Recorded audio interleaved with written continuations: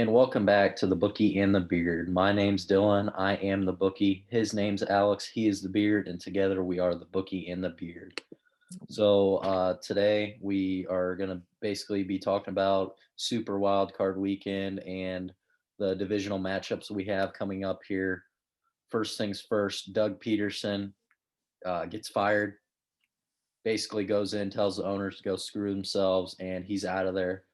Alex, just curious on your thoughts of the firing there after what you saw from Doug Peterson in that Washington Philly game. Yeah, I think that they were going in different directions when it came to the future of the organization. You could tell Doug Peterson was not happy there. I mean, it wasn't not but like 3 years ago they won the Super Bowl. Yeah. So there's just I don't know what really went down or what really went into the firing, besides the fact that the week before they were saying he was safe, and now they're saying, and then they fired him. So there's just a whole lot of question marks around that organization. Whoever comes in is going to have to clean up a dumpster fire anyways between Carson Wentz and Jalen Hurts. So we'll see what happens. But I was just a little surprised by that, just being that, the week before they literally had said they were safe. Yeah, it's almost like we saw a player revolt, kind of like we saw down there in Houston with Bill O'Brien, who actually, surprisingly to me, gets a job as a offensive coordinator down there in Alabama just after national championship run they had. Nick Saban gets his seventh passes. I forget who it was for the most national championships as a college coach. Shout out to him. Shout out to Alabama and a dominant performance over the Ohio State Buckeyes, who shouldn't have been there, according to some people. But yeah, that pretty much all I have to say about Bill O'Brien and Alabama there. Shout out to you guys for getting your job and national championship there. Next thing I kind of want to move into is kind of the defensive coordinators around the league, firings, hirings, what's going on out there. Chuck Pagano, former Colts head coach, he was the defensive coordinator of the Bears this season, retires surprisingly, along with Anthony Costanzo, left tackle for the Indianapolis Colts. So kind of weird situation. Don't know why they retired, but I have to look into that a little bit more. But some other defensive coordinator jobs. Saw the Raiders hired a defensive coordinator. I forget who it was. It's kind of a bland name. I mean, we all know kind of the defensive coordinator issue out there in Las Vegas. They give up way too many points. So, got to keep it moving out there. And then we have Dan Quinn, as you guys probably know, former Atlanta Falcons head coach, gets a job as a defensive coordinator of the Cowboys. Should be interesting to see how he stops the run out there against for his opponents, because we all know that was a struggle of the Cowboys this season. And Alex, kind of just wanted to get your thoughts on that. How you think the Cowboys are going to shape up with Dan Quinn as the DC of the Cowboys, knowing that you are a football team fan? Well, I mean, it's impressive to see, coaches go from a head coach to back to their coordinator position, and then they flourish. Jack Del Rio being a prime example. Jack Del Rio was a terrible head coach, but he's a great defensive coordinator. He's one of the best defensive minds. The same way too. Exactly. It's amazing how when you take that responsibility away from them and then they focus solely on what they're good at. Hopefully for my sake, it doesn't work out, but who knows? I mean, I think it's a good move for the Cowboys. We'll see how it plays out in the long run.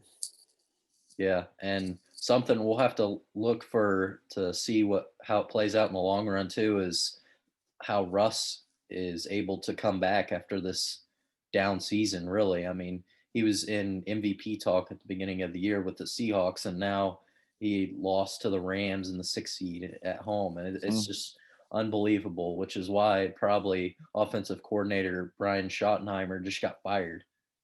I mean, it makes sense now, but I just couldn't believe it. And I mean, another offensive coordinator too that is not getting fired but potentially getting hired out there in Houston is Eric Bieniemy of the Kansas City Chiefs, and Mhm. he had an interview with the Texans. Uh, Nick Casario possibly talked to drama queen Deshaun out there and was I like, don't. hey man, what can we do to keep you here? We want you here, this and that. We don't want to trade you to Miami, give away that pick and all that, or get that pick back and uh, all that stuff. I mean, he's trying. Casario is out there trying to do whatever he can to hold on to Watson, and as he should. It's I just would going to be like. an interesting situation out there in Houston with possibly offensive coordinator coming from the Andy Reid tree and Oh Eric boy, Bieniemy. hey, we got something. We got something. Rockets trade James Harden to the Brooklyn Nets. Are you serious? Yep, in a blockbuster deal. Oh my gosh! Wow! That literally just popped past my screen. Well, we'll go back to that in a second, but I Wow! would like to see Deshaun Watson in Indy. Yeah, that's not gonna Um, happen. I mean, it would be a great move for Indy. I'll That tell would you what, be Indy's probably going to do is the stupid thing and bring in old Carson Wentz and Doug P with Frank Reich with and Frank that Reich. trio. Bring the boys back. That's probably what they're going to do. I mean, I can't really comment on that because I'm a Packer fan, but it'll be interesting to see how the city of Indianapolis would react to that. But Yeah. So what's going your back to Doug Peterson, though, what's he's out there rumored to go to the Jets as the head coach, so we don't know what's going on out there. I don't understand why he would basically tell the owners to go screw themselves, and I'm going to do what I want if he didn't already have a job lined out. Is what I'm yeah. thinking, common sense wise. So what's your initial reaction on the Westbrook or not Westbrook Harden trade? I mean, just like Deshaun, drama queens out there in Houston. I mean, that's probably going to be the title of this episode. Honestly, drama queens in Houston.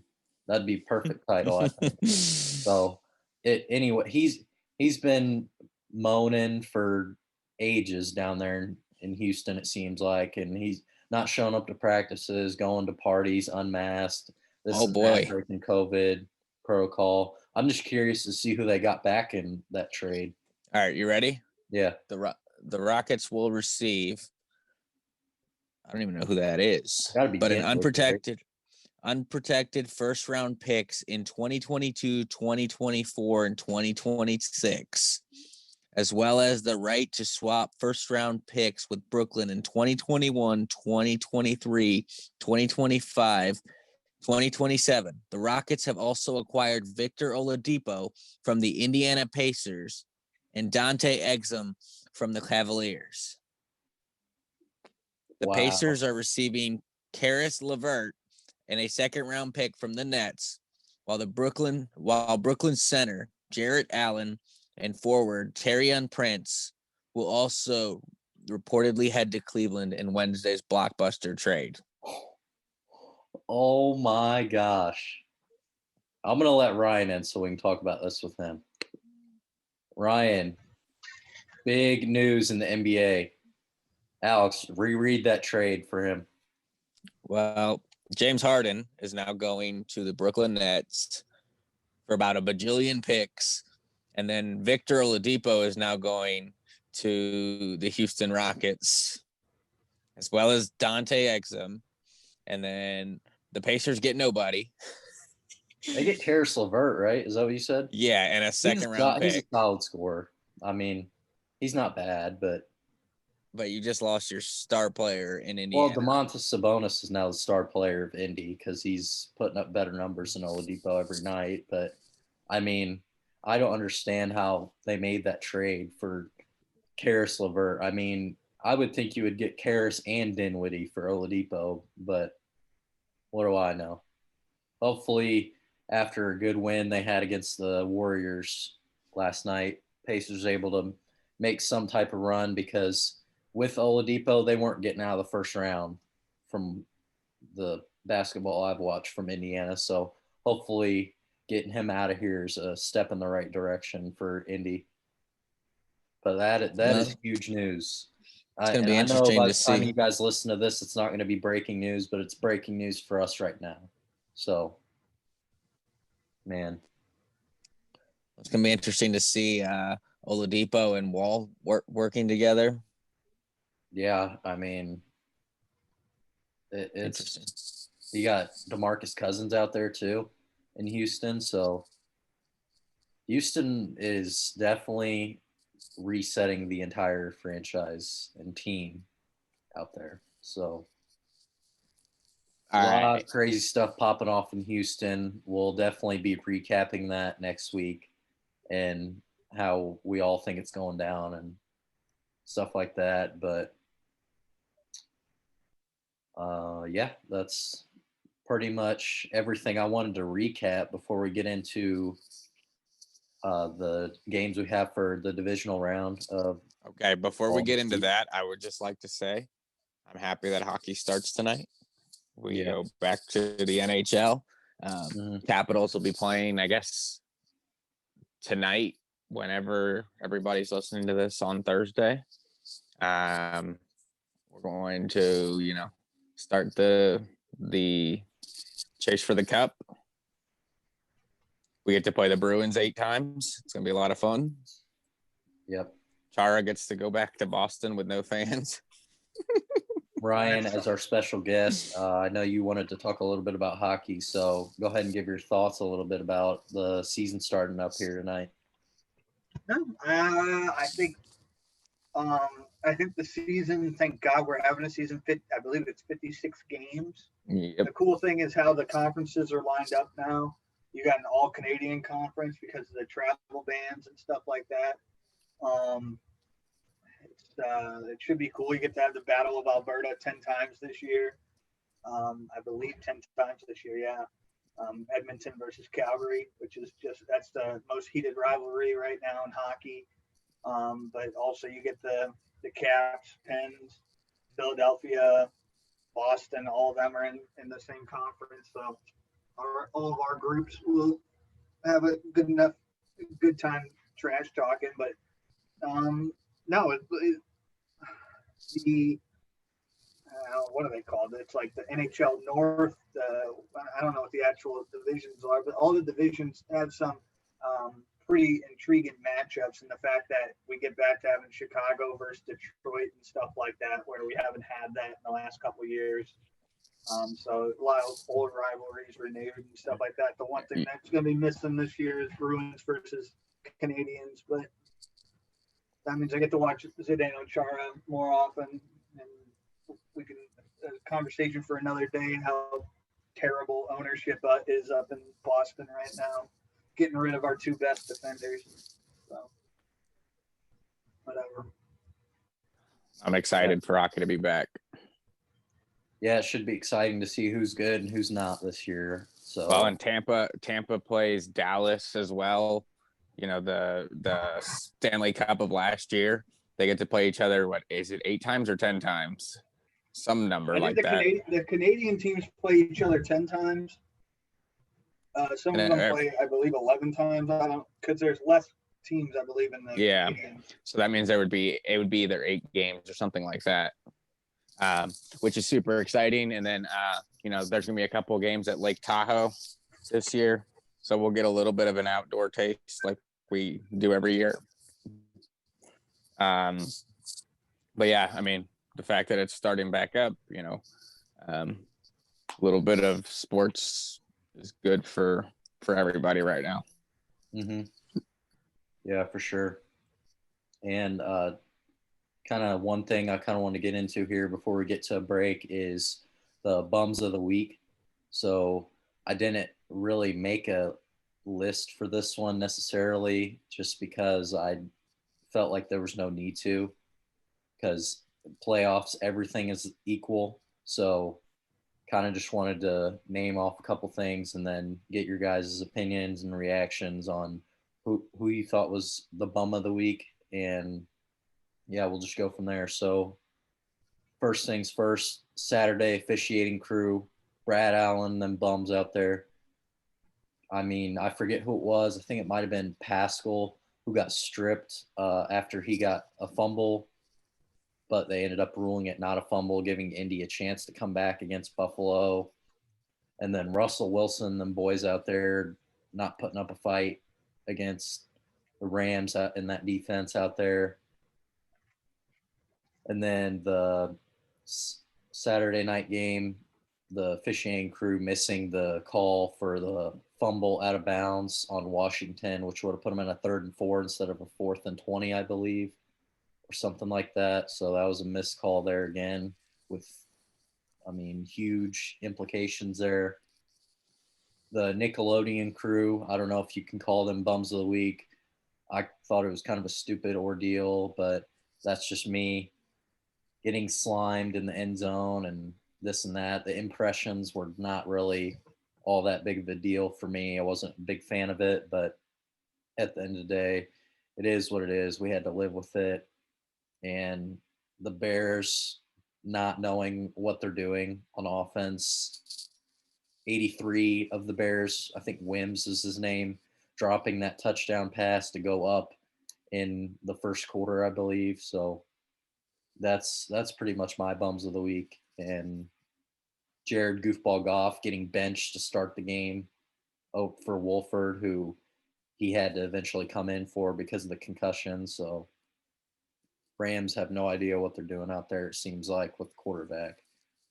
And just wanted to get your guys' opinions on who was the biggest bum of the week. Was it the officiating crew, Wims, or the Bears? Was it Russell Wilson, that offense, or who was it to you guys? So I'm going to go, I'm going to take a step back. The officiating crew felt like, they missed a lot of calls throughout the whole game.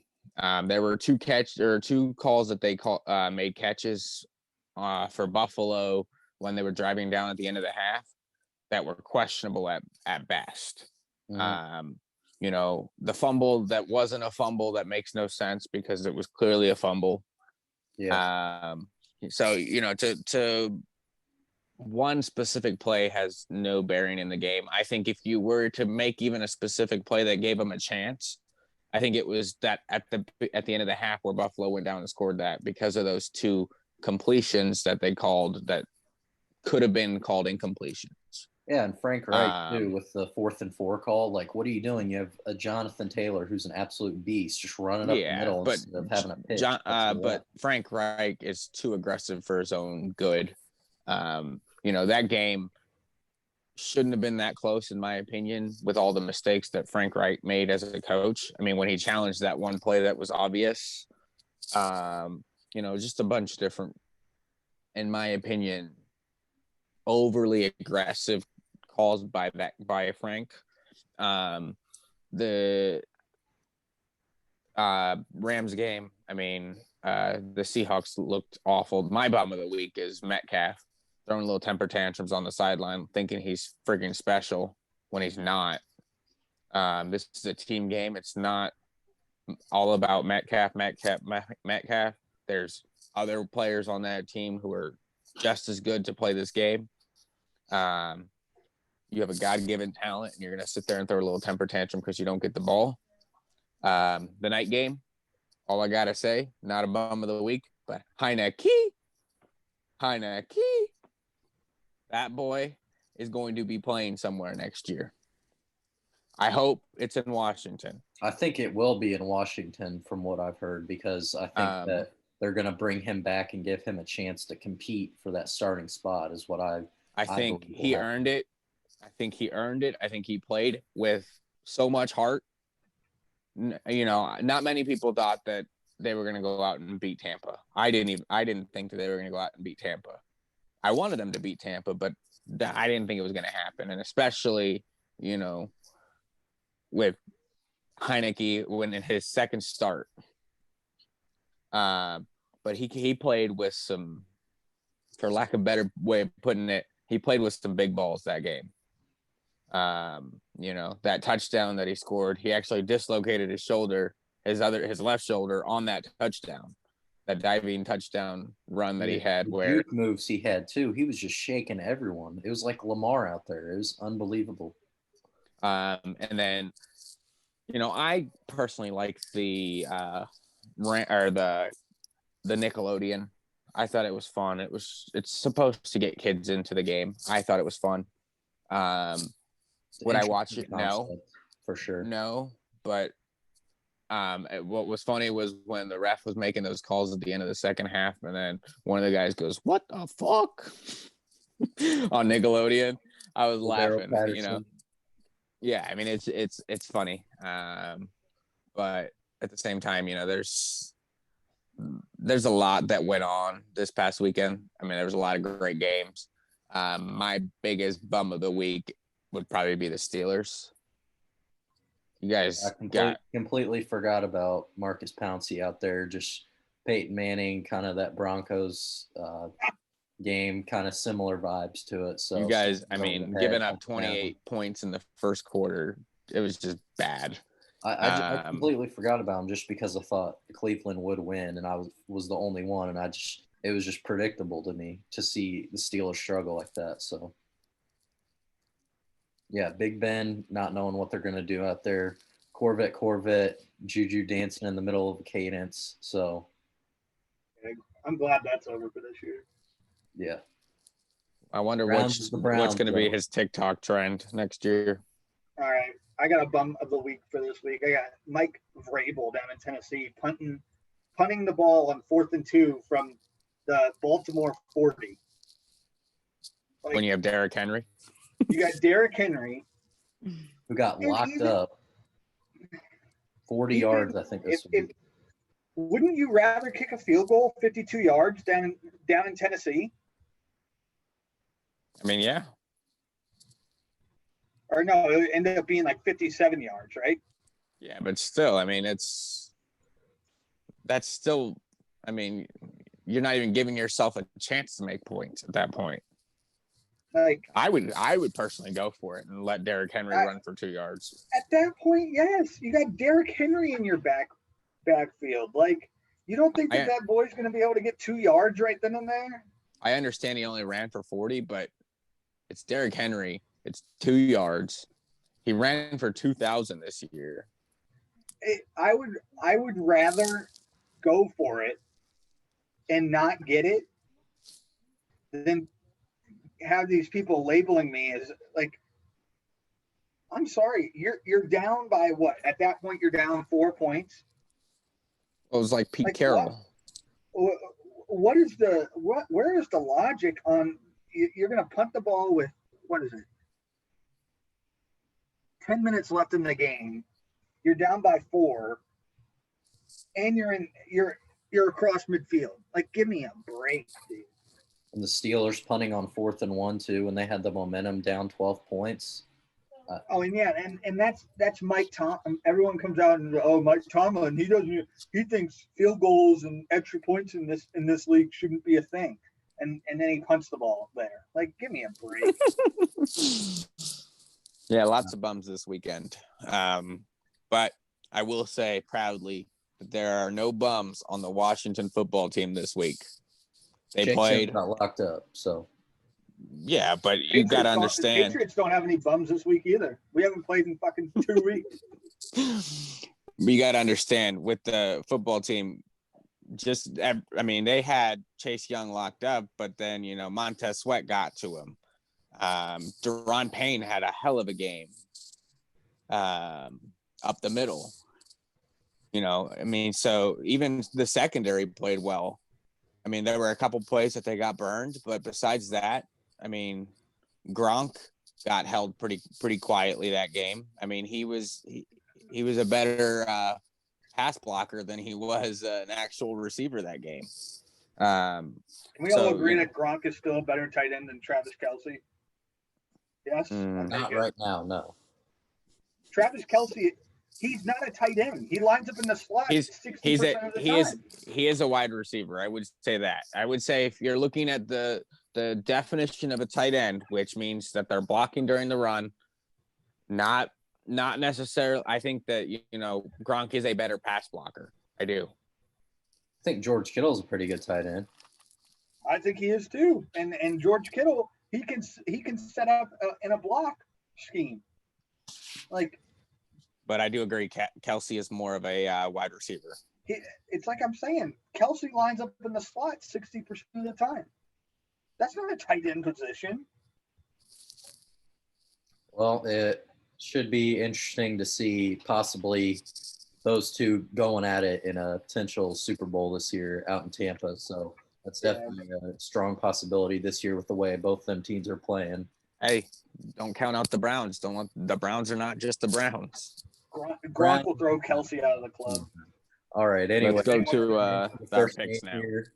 Rams at Green Bay. Supposed to be like 19 degrees. Ridiculously cold.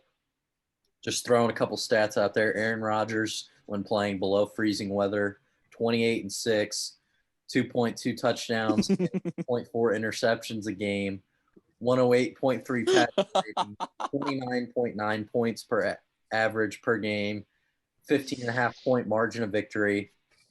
I mean, I know how much you love Aaron Rodgers. Okay, we got it. Oh, Pat McAfee on Tuesdays. Aaron Rodgers Tuesdays. Aaron Rodgers is your daddy. We get it. Okay. Aaron Rodgers is good. But go ahead. Continue with your stat jerkin. And Jared Goff is 0-2 with 47% completion percentage, 381 yards, 0 touchdowns, and 5 interceptions when playing below freezing weather, which is why I have the Packers taking this one in a big dub, 31-13. It sucks less for him than it does everyone else, as quoted by Aaron Rodgers on the Pat McAfee show, who's also going to be a guest host on Jeopardy coming up here in the near future. Plus 255 for the money line on the Rams, minus 310 for the Packers. Spread at 7. Give me the Packers to cover that one. I like that bet a lot at plus 105. And then at the over and under 45.5, I'm going to take the under this week. But Aaron Rodgers and them boys, you never know what's going to happen out there. So, yeah, once again, in Lambeau, 31-13 this week. Yeah, mine's going to be pretty close. I think the defense for the Rams will score more points than the offense. I got it to be 31-17. You'll see Jared Goff start the game, I'm assuming, and then whatever that guy's name is will come in afterwards. The guy with the concussion, Wolford. Yeah, or whoever the backup is on top of it. I don't know, but they get that benefit of playing in the cold weather, just like another game that we're going to talk about here in the future. Just like Lamar, you can't simulate the speed of Lamar, but for this, you can't simulate the cold out there in LA. So, yeah. Ryan, do you want to comment on this one at all, or should we just keep it moving here? Packers 31-23. I think Jalen Ramsey is going to give the Packers everything that he can against Devontae Adams. Who scored points for the Rams? Akers? I mean, the Packers locked up Derrick Henry in the Tennessee Titans game, so why would they not be able to lock up Akers on the ground? I'm sorry. I thought you asked for my opinion. Can I talk, Dylan? Can I talk? Yeah, tell me who's going to score, though. Your boy Jared Goofball Goff. Jared Goofball Goff with Cooper Kupp, Robert Woods. Man. Man. Injured. You know what? I'm changing it. Rams 28-21 in Lambeau so we don't have to listen about Pat McAfee and Aaron Rodgers anymore until September of next year. Please, for the love of God, Jared, please help us. All right, let's move on to the next game. I'll put a picture of the shirt I'll be wearing up right now for you guys to see. I'll be wearing that on game day. But anyway, how you doing? Keep it moving. Baltimore at Buffalo. Give me Buffalo in a good one, 30-24.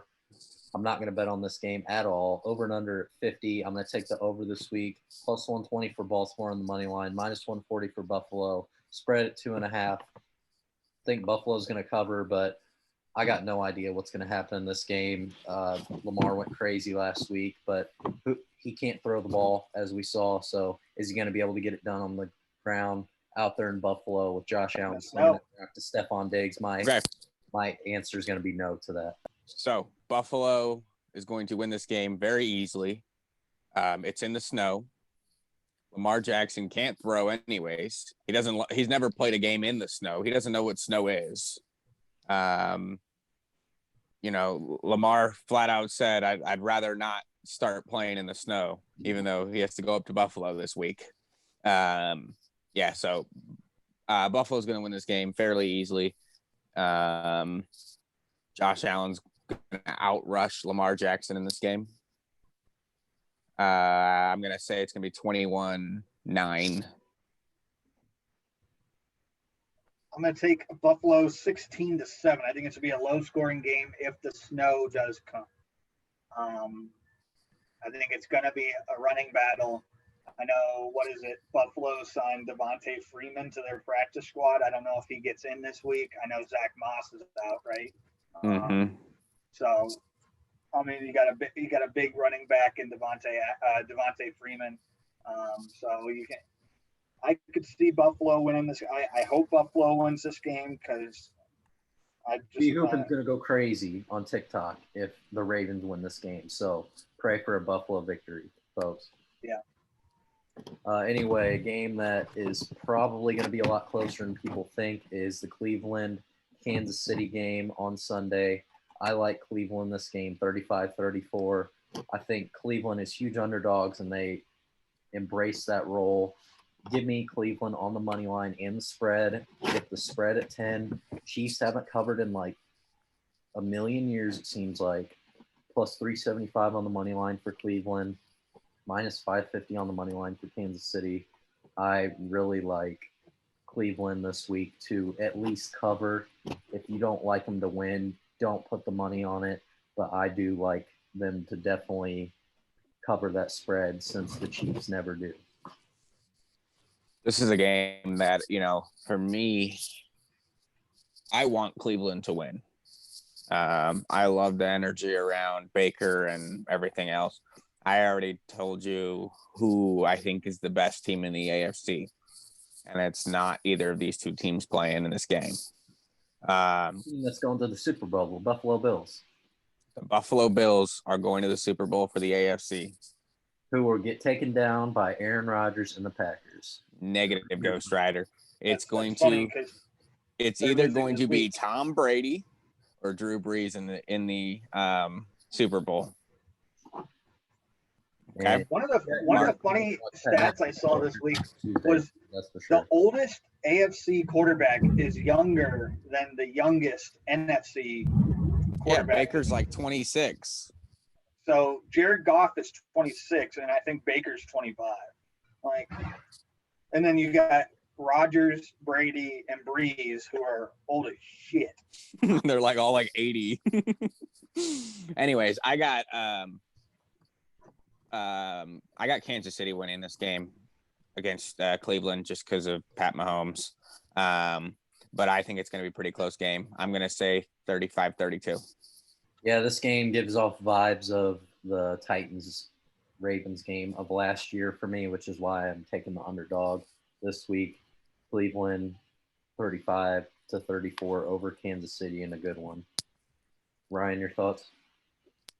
I like Cleveland this week. I think they're playing like the Eagles were back whenever they beat the Pats. They got that underdog mentality and stuff like that. They don't give a crap what people are saying about them, and that's a great thing to have in the playoffs. I think it's going to be a high-scoring game. I think this has both offenses are very, very talented. I could see this game possibly being a shootout like that Monday Night Football game between the Rams and Chiefs a couple of years ago. Maybe not as high scoring, but I think you could easily see 80 points put up in this game if both teams come to play. Is what you're saying. What? Hammer the over this week. Yeah, I'm hammering the over. But I like Cleveland. I'm going to say Cleveland 42, Kansas City 38. Over is 57. Over and under is 57, by the way, guys. So just look for Hammer. that. All right, and on to the last game here. We have Tampa Bay Gronkaneers going up against the Drew Brees-led New Orleans Saints. I personally hate New Orleans after watching that Nickelodeon game they had against the Bears. They looked awful. I mean, they looked like a garbage can, like the Cowboys. So, and the Bucks have just been clicking, especially with AB and Tom and Godwin getting it to all the receivers. Fournette had a good game against Washington, so that's why I like the Bucks this week. 31-24 and a good one. Give me the Bucks spread and money line to bet on this week. The Bucks are getting 3 points, and the money line is plus 145 for them, minus 165 for New Orleans. The over and under is 52. I'm not going to bet on it, but I'm going to take the over this week. But I do like the way that Tom is leading that offense out there, and it seems like they're all clicking at the right time right now to go up against the Packers in Lambeau for the NFC Championship next week. So, if we were playing pre-COVID, full force of fans, everything normal, I would be inclined to choose the New Orleans Saints. But Drew Brees has might pick the Saints, but he doesn't. So, well, I'm talking more about the atmosphere, the noise aspect. But I am going to pick Tampa. I'm going to pick Tampa 28-24. I think it's going to be a good game. Alvin Kamara is going to have a pretty stellar game, I think. But it's going to come down to whether or not Tampa's receivers can hold on to the ball. They had a ton of drop passes against Washington. Washington had a ton of drop passes against Tampa, which, you make one of those catches, this game is different.